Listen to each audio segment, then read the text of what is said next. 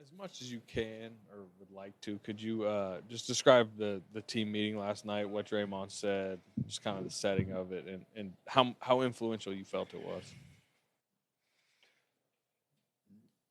Um, it was just a level of awareness that matters at this stage of our careers and this stage in a playoff series that was going our way, then got away from us, and comes down to a game seven where it's all about just what can you control going into a game seven. That'll give yourself the best chance to win a game on the road, and educating a lot of guys that haven't been in this situation before on what to expect and what wins, in this environment. And he started, Draymond started with himself, just talking about having a level of poise and composure. I talked about some of the stuff we can control that don't necessarily show up in the stat sheet, like taking care of, well, that does, taking care of the ball, but like not missing box outs, not getting blown by middle drive, stuff like that. Game plan discipline. And Jimmy talked about just he's going to breathe confidence in everybody. So it's just a matter of getting everybody on the same page going into a hostile environment. Steph, now that the series is over, is there anything that you could tell Jalen to help him going into the offseason, coming out of his first playoff series like this? Every opportunity at this stage is a learning experience. I don't know what goes on in their locker room or what he's asked to do or how they talk, so I stay in my lane on that. But there's always a chance to come back stronger, better. Use the off season to be honest with yourself on what you need to do to get better. We all go through that journey in your career. Losing sometimes can make you better, so you just don't let it knock your confidence. Steph, he was their leading scorer coming into the series. How were y'all able to slow him down and make things difficult for him? For who? For Jalen, he was their leading scorer. How were y'all able to slow him down and make things difficult for him? I think it's just game plan discipline. They have a lot of threats out there, and again, they were a 2 seed for a reason because they had a certain style that their defense fed into their offense a lot. But for him specifically, it wasn't anything out of the ordinary. Just he demands attention, so you want to try to send bodies at him as much as possible. Fred got hot those 2 games. That really, got them kind of settled, and he was a legit scorer for him. Obviously, Sengun's going to do what he does, but if you don't let them have easy baskets, then you try to kind of feast on a little bit of inexperience, but you never know how it's going to go. Steph, y'all played the Rockets 12 times this year between the regular season and the postseason, and probably every time you've been asked about their defense. But now that this season is over with, can you speak to the uniqueness of the challenge that they face and the adjustments you had to make from game to game going against them? Every game was so different. It was all 12 of them. I mean, from the rotations to the score, it was low scoring for a majority of them. Then it became a shooting fest, and this game was kind of like the back to that pattern of a low scoring, just defensive, physical, tough, grinded out type of game. So it was, from I can only speak for myself in the way that that was one of the toughest defenses I think I've ever faced, in the sense of the physicality that was allowed early in the series, and then their commitment to just trying to take away all the patterns that we usually thrive off of and guard me at half court at times. It was wild, but just staying patient but still being aggressive was the difference tonight. I only had 3 points in the first half and like 5 shots, but eventually I'm trying to make the right play and soften them up, and eventually you can make your presence felt scoring wise, but everything else was about just trying to make winning plays. Steph, 2 questions for you. First one, how difficult was it to kind of play that floor game. Last time you were in a game 7, you just took like 30 shots you were going for. But this one, it seems like you were pretty patient. Was that difficult to pull off? No, because kind of to the last question, I knew how they were going to guard me, and if I tried to play hero ball too early and it didn't, shots didn't fall, then it could kill our rhythm. Honestly, my whole goal was to only have one turnover. Literally, that was all I was thinking about, because I knew that meant I didn't have to, I wouldn't get rushed or get into traps. We usually are going to have an open shot somewhere or somebody dive into the basket based on the gravity that was out there. And it kind of played off that way. I missed a couple, maybe 2 easy ones in the first half, and then you start thinking about your shot a little bit. But you look up at the score, and we're doing what we're supposed to do. So it was definitely kind of reinforced, keep playing that way, and eventually I'll find some open looks.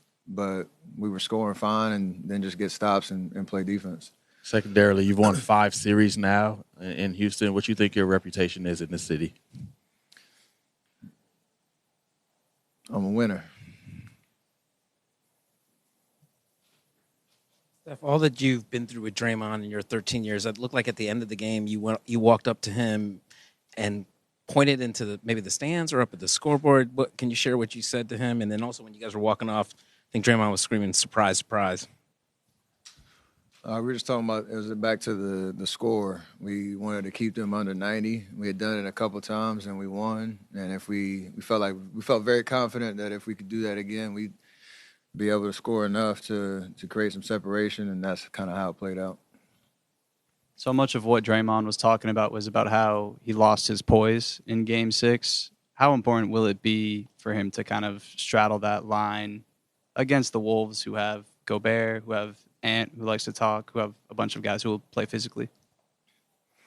No better lesson than tonight. Like, make it about basketball. He doesn't need to be a mute and not talk and be demonstrative. We want that type of Draymond, but conserve the energy towards us, our huddles.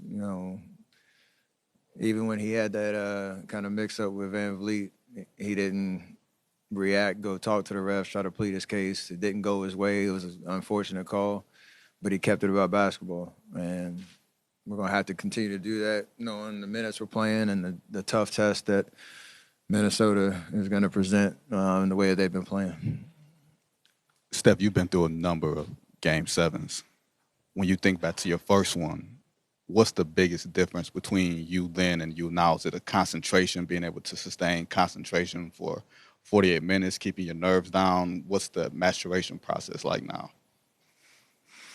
Yeah, it's just reps and experience and know-how. That first one against the Clippers back in 2014, we were up at the half, and we were feeling good about ourselves, and then we kind of got walked down by just physical, kind of hard-nosed basketball, and that was kind of the nature of that whole series. It was very similar to this one. And just fully committing to every possession. Like, that was something we did tonight, that we needed every 50-50 ball. We needed, to keep them off the offensive glass, keep our turnovers down. We only had 3 turnovers in the first half. It was just simple things that you can control. Obviously, Buddy had an amazing, first half and took advantage of the space and knocked down shots. But everything else that we could control, we did and checked off the boxes, and that allows you to withstand runs and a hostile environment on the road.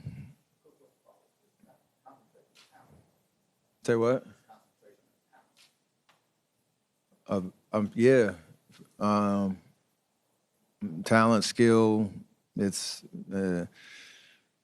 something that either it comes naturally or you go through reps and you start to figure it out, how you can manage a game mentally, emotionally, and physically. That's all a part of, the game of basketball. It's the stuff that you see, in between the lines. And for 2 games, we didn't have it. Like, the clear as day, the first possession of the fourth quarter in Game 6, that was a lack of awareness and focus. And then tonight was the exact opposite. So we took advantage of another opportunity.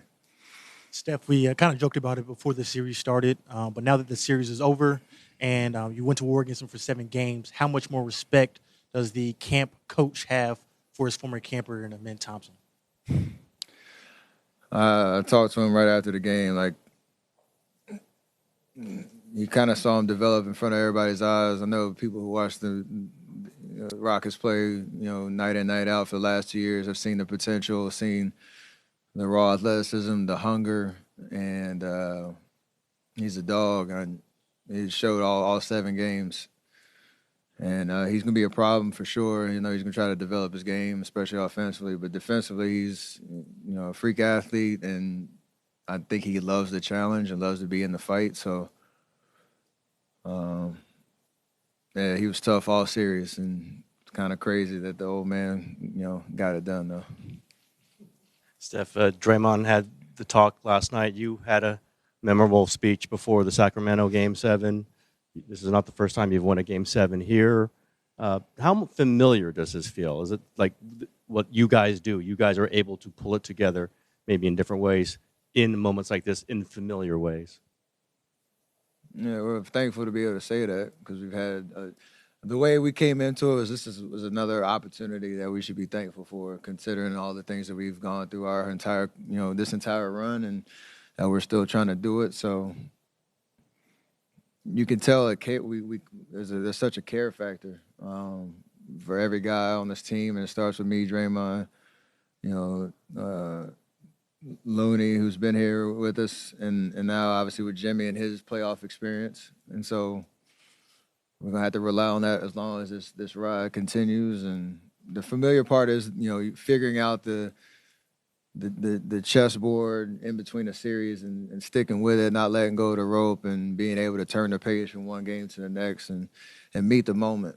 It's so much fun out there. I think that's what we talked about to our guys the most, was just there's no more fun that you can experience in basketball than a playoff series, especially if it goes the distance. So embrace it. Steph, as a shooter who knows that zone, what was it like to see Buddy get into that, especially given his sort of unique personality on this team? And did it bring back any flashbacks of, I don't know, Game 6 Clay, or when you've seen Clay take over playoff games like that, to shoot the way he did with no dribbling, right? Just catch and shoot. Yeah, I mean, that's what the game called for, and he answered it. Like, to be able to turn the page from, again, 0 for 4 last game, been up and down all series. He probably tell you this is the first time you played well in this building, so it was great and timely to be able to have that shooter's confidence that,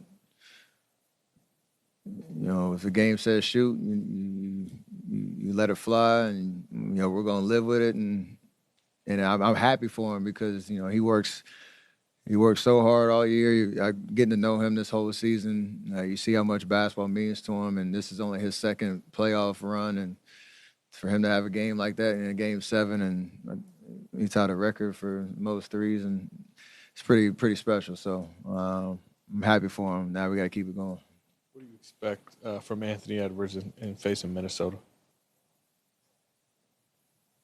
I mean, he watched a little bit of their first round series. He's playing with supreme confidence. We know, they had their run last year, and they're a new look with Randall, but same Ant who's trying to take strides with every opportunity he gets, and like it's going to be a tough challenge. We know you're gonna have to send multiple bodies at him and figure out a game plan to go at him, but. Yeah, they're hot right now. They've been playing some great basketball the last couple of months, and we're excited that we have an opportunity to have some more basketball to play too. Thank you.